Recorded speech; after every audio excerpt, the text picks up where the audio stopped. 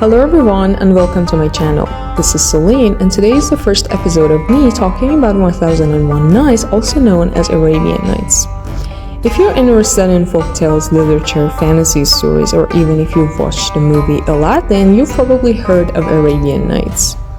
The collection is well known in Europe today, but it's actually based on ancient Persian, Arabic, Mesopotamian storytelling traditions. Arabian Nights tells the story of King Shahryar who is betrayed by his wife. After that, he decides to marry a new woman every day and kill her the next morning. One night, his vizier can't find another bride for him, so the vizier's daughter, Shahrazad, offers herself instead. On their marriage night, Shahrazad begins to tell the king this story, but she doesn't finish it. The next night, she continues the story and starts a new one, again leaving it unfinished. The king keeps her alive because he wants to hear the rest, and this continues for 1001 nights. In the end, Shahrazad runs out of stories, but by then the king has fallen in love with her and chooses not to kill her. On this channel, I'm going to talk about 5 stories in each episode, every Monday, so if you're interested, stay tuned and check back on Mondays.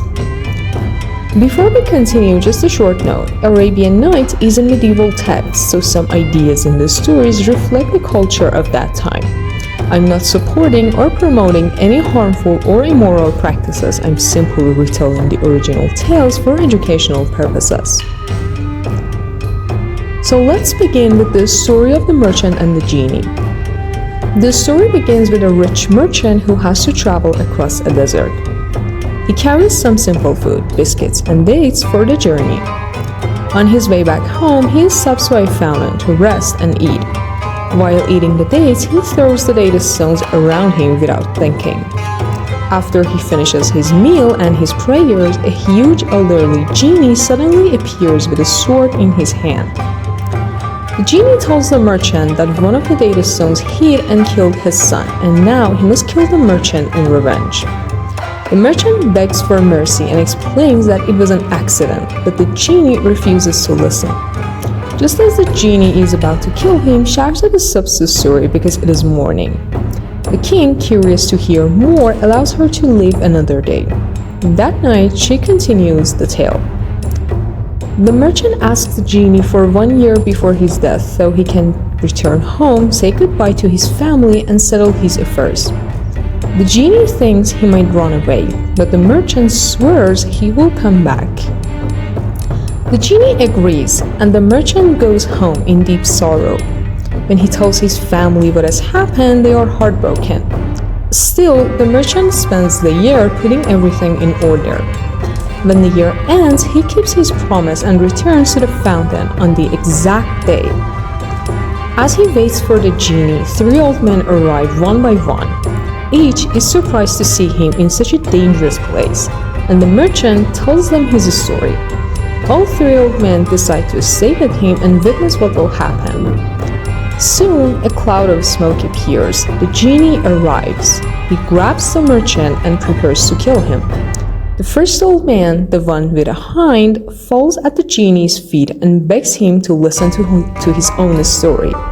He says that if his story is more amazing than the merchant's, the genie should forgive 1/3 of the merchant's punishment. The genie thinks about it and finally agrees. And here's the history of the first old man and the hind.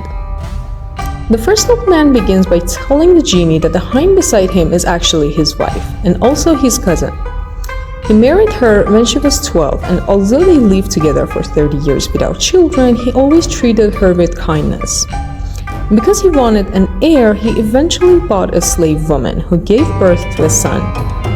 His wife became extremely jealous, but she hid her feelings so well that he had no idea what she was planning. When the boy was about 10 years old, the man had to travel for a year. Before leaving, he trusted his wife with the care of both the slave and their child. As soon as he was gone, his wife started studying magic. Once she learned enough, she used her spells to turn the boy into a calf and gave him to the steward, pretending she had simply bought the animal. Then she turned the boy's mother, the slave, into a cow and also sent her to the steward. When the man returned home, his wife told him that the slave had died and that their son was missing. He was heartbroken, but he still hoped his son would return one day. Time passed and nothing changed. Later, during one festival, he ordered the fattest cow for a sacrifice. Without knowing it, was actually the slave. When the cow cried and shed tears, he felt pity and could not kill her, but his wife pushed him strongly to continue. Finally, he asked his steward to do the sacrifice instead. After the animal was killed, they saw that she was weak and thin, which confused them even more. Then the steward brought a beautiful calf, who was actually the man's son, but he didn't know it. The calf broke free, ran to him, and tried to show him affection. The man felt instant sympathy, but didn't understand why. He ordered the steward to take care of the calf and bring another animal instead. His wife became furious and insisted that he must sacrifice that calf, but he refused. After a long argument, he agreed he would sacrifice the calf the following year just to calm his wife down. The next day, the steward secretly told him that his daughter, who knew magic, had recognized the calf as his son and the cow as the slave woman. Shocked, the man sent to see the steward's daughter.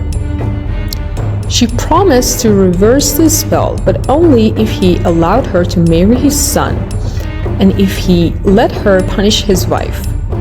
He agreed, only asking that his wife's life be spared. The steward's daughter then performed a magical ritual, threw enchanted water over the calf, and transformed him back into his human shape. Afterwards, she turned the man's wicked wife into the hind that now stands beside him. His son married the magical young woman, but eventually became a widower and left on a long journey. Since the old man hasn't heard from him in years, he is now traveling in search of him, taking the transformed wife with him because he didn't trust anyone else to watch over her. The genie finds the story impressive and forgives 1/3 of the merchant's punishment. After the first old man finishes his story, the second old man steps forward with 2 black dogs beside him. He tells the genie that his story is even more surprising and asks if, after telling it, the genie will forgive another 1/3 of the merchant's punishment. The genie agrees as long as the story is more astonishing than the first. So, in this part of Arabian Nights, the second old man begins to tell his story to the genie. He explains that he, along with the 2 black dogs beside him, were actually 3 human brothers. When their father died, each brother inherited 1,000 sequins. They all became merchants, but the older brothers were not very lucky. Each brother went on a business trip, lost all his money, and returned home poor and exhausted. The narrator, who was the youngest, helped each brother, gave them clothes, shared his money with them, and rebuilt their lives. After some time, the 2 brothers asked him to travel with them. At first, he refused, but after 5 years of pressure, he finally agreed. Before the trip, he discovered that his brothers had wasted all the money he had given them, but he still forgave them and shared more of his savings. Together, they bought goods, sailed abroad, and traded successfully. During this trip, the youngest brother met a mysterious woman on the shore. She begged him to take her with him and marry her. He was unsure at first, but eventually he agreed. She turned out to be kind, loyal, and full of good qualities. But his brothers grew jealous, and one night they threw him and his wife into the sea. However, his wife revealed that she was actually a fairy. She saved him from drowning, took him to a safe island, and told him that she had disguised herself earlier to test his kindness. She wanted to punish his brothers for their betrayal by killing them, but the youngest brother begged her not to harm them. He wanted justice, not revenge. The fairy agreed not to kill them, but she still transformed the 2 brothers into black dogs for 10 years. After that, she left, telling him how to find her again. Now that the 10 years are almost over, he is searching for her. When the genie hears the whole story, he agrees that it's amazing enough to forgive another part of the merchant's punishment. Shahrazad then says that she doesn't know the story of the third man, however, it was so wonderful that the genie forgave the merchant's life. The merchant thanked the three old men again and again for saving his life. They were happy for him, and after saying goodbye, each of them went on their own way. The merchant returned home to his wife and children and lived the rest of his life peacefully. But Shahrazad wasn't done. She told the king, as amazing as these stories were, none of them compared to the story of the fisherman. Dinarzad, seeing that the king stayed silent, encouraged her sister. There's still some time before morning. Please tell us the fisherman's story. I'm sure the king won't mind. The king agreed, and Shahrazad began her next tale. So, in this part of Arabian Nights, we hear the story of an old fisherman. He's very poor, and every morning he goes to the sea, throwing his net exactly 4 times a day. That's his rule. One morning, nothing goes right. On his first try, he catches only the body of a dead donkey. On his second try, he pulls up a basket full of mud. And on his third try, he gets nothing but stones and shells.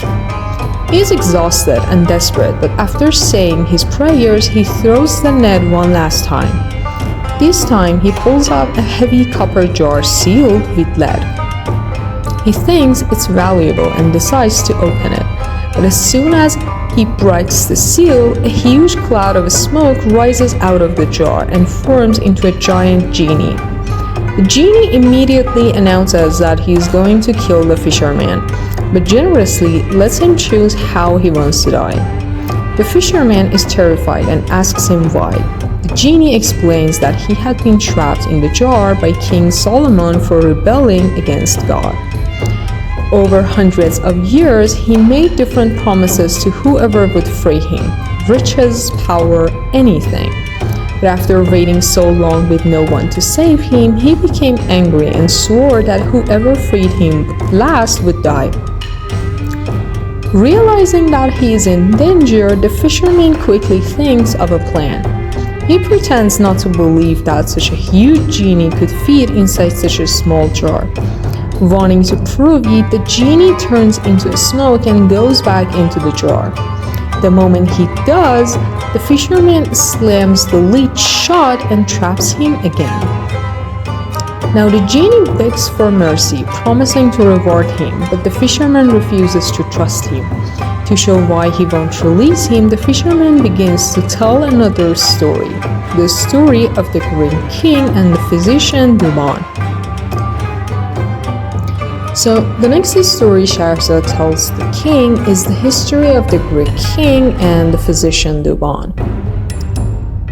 This tale takes place in the land of Zoman in Persia, where a Greek king suffers from a terrible case of leprosy. None of his royal doctors can cure him until a very wise and well-traveled physician named Duban arrives at the court. He's an expert in many languages and knows all kinds of herbs and medicines. After hearing about the king's illness, Duban offers to cure him without using any normal medicine, no potions, no ointments. The king is curious and agrees. Duban prepares a special wooden bat with a hidden drug inside the handle and tells the king to play a game of bells until he sweats. Once the king heats up, the medicine spreads through his body. Afterwards, the king takes a warm bath, sleeps, and wakes up completely cured. The king is amazed and showers Duban with gifts, honors, and even makes him one of his closest companions. But of course, someone becomes jealous. The king's vizier, greedy, envious, and evil, can't understand how much attention the physician is getting. So he goes to the king in private and convinces him that Duban is actually a traitor who came to assassinate him.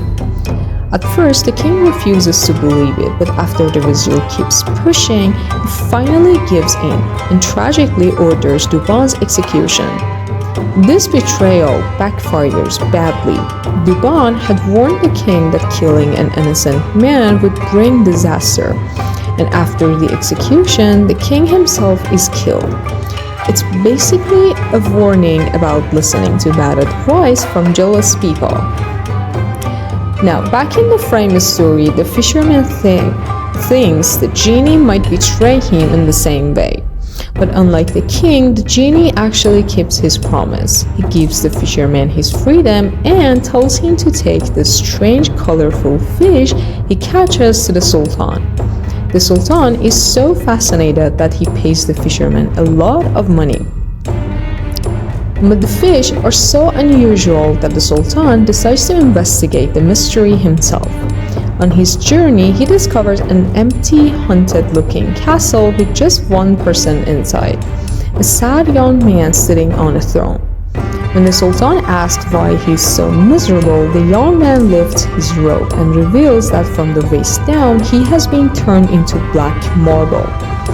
Shocked, the sultan begs him to tell his story. The young man agrees but warns that his tale is so strange and tragic that the sultan must prepare himself to hear things beyond belief. And that's the story we're going to cover in the next episode, which is coming next Monday. So don't forget to subscribe, like, and hit the bell so you won't miss it. Until then.